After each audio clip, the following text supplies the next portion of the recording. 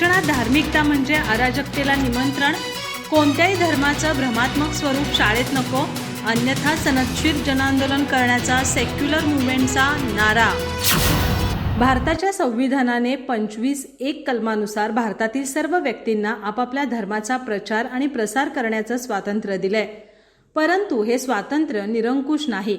या स्वातंत्र्याचे पालन करताना सामाजिक सुव्यवस्था, आरोग्य आणि नैतिकतेला बाधा येणार नाही याची खबरदारी घेणं आवश्यक आहे। याशिवाय धर्म ही वैयक्तिक बाब समजूनच तिचं पालन व्हावं अशी ही अपेक्षा असताना शालेय शिक्षणात धार्मिक शिक्षण पाठ घुसडले जाते। ही बाब गंभीर असून याबाबत वेळ पडल्यास आंदोलन करू असं निवेदन सेक्युलर संघटनेच्या वतीनं देण्यात आलंय। धर्मपालनकर्त्यांनी विशिष्ट चौकटीत राहून कार्यरत असणं गरजेचं आहे। त्याने अन्य क्षेत्रावर अतिक्रमण करता कामा नये। म्हणजेच धर्माने शिक्षण, शासन आणि अन्य क्षेत्रात शिरकाव करू नये। या संदर्भात संविधान सभेत डॉक्टर बाबासाहेब आंबेडकर यांनी स्पष्टीकरण दिलंय।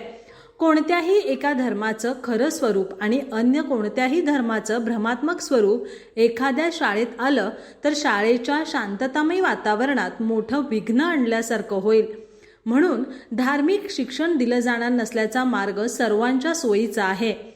या पार्श्वभूमीवर राज्य शालेय शिक्षण आराखड्यामध्ये प्रत्यक्ष अप्रत्यक्षपणे भारतीय संविधान कलम 28(1) नुसार राज्याच्या निधीतून धार्मिक शिक्षण देण्याचा प्रयत्न होत असून तो चुकीचाच नाही तर अत्यंत गंभीर समाजविरोधी आणि अराजकतेला निमंत्रण देणारा आहे।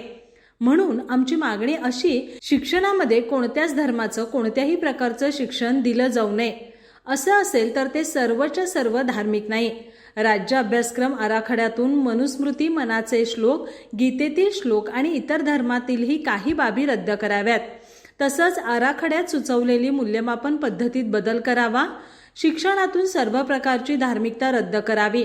शिक्षणात धर्म आणणे ही बाब संविधान विरोधी असल्यानं त्याविरुद्ध न्यायालयात दाद मागण्यासह सनदशीर जनआंदोलन केलं जाईल।